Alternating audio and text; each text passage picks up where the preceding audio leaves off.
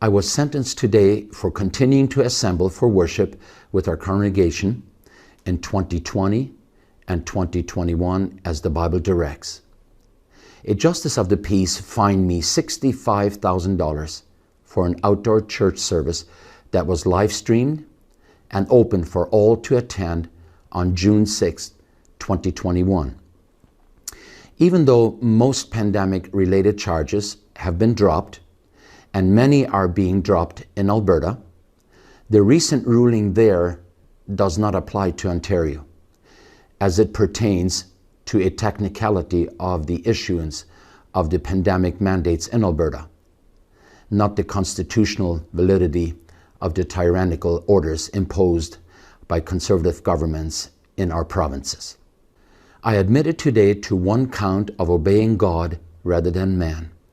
I freely admit that we violated the Reopening Ontario Act, an act which brazenly violated Section 2 of the Charter of Rights and Freedoms, the underpinning of the Canadian Constitution.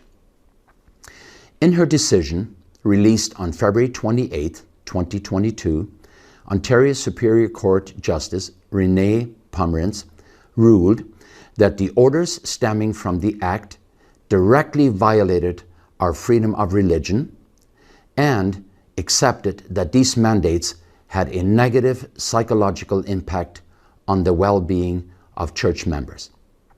However, she ruled that such violations of our freedoms and negative impacts were justified in a free and democratic society.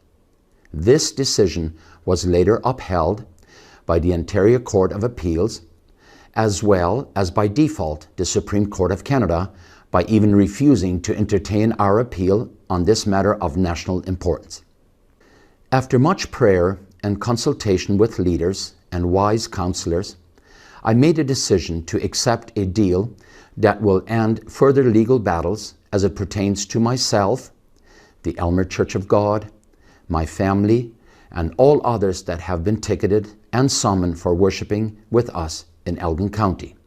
I was personally fined $65,000 for apparent harm that I caused the surrounding community for continuing to gather for worship during a declared pandemic.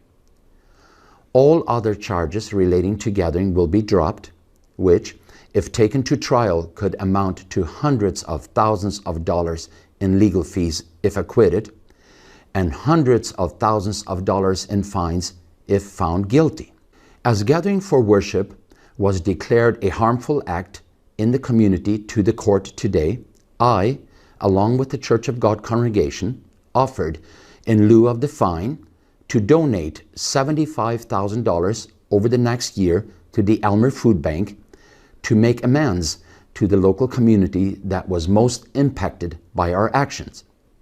Sadly, this offer was declined outright by the prosecution, and the $65,000 fine will be going to the Ontario government, not the local community.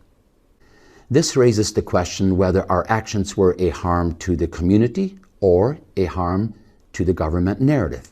I'll let you decide. Our congregation didn't have a single funeral in 2020, 2021, or 2022. The local public health unit has been unable to trace a single case of the virus to our gatherings during the entirety of the pandemic.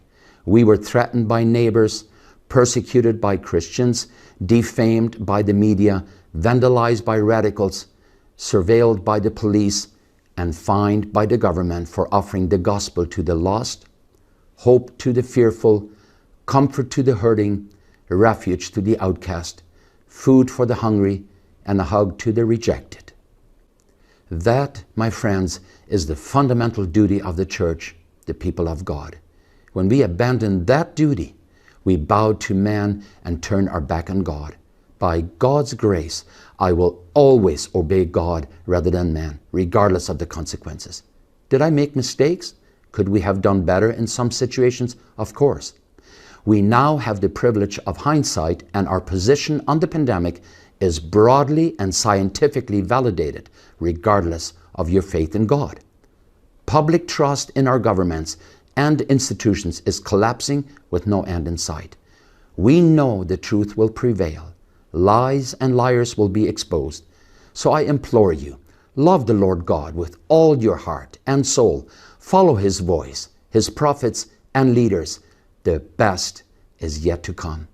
God bless you, and may He restore godly leadership throughout our land.